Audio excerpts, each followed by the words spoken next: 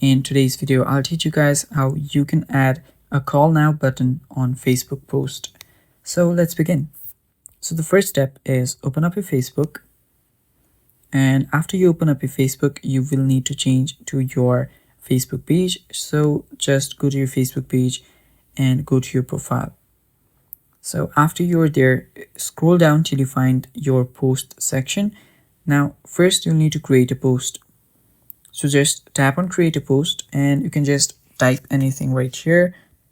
So let me just type in something random. So after you do that, on the bottom you will see add to your post section. Tap on it and you'll get a list of different options. So here if you scroll down, you will see get calls option. Just tap on it.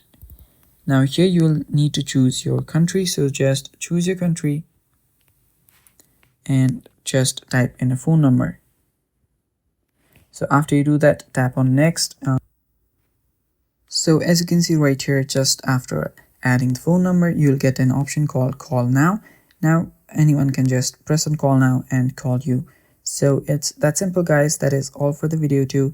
Thank you for watching. Stay tuned for more and bye bye.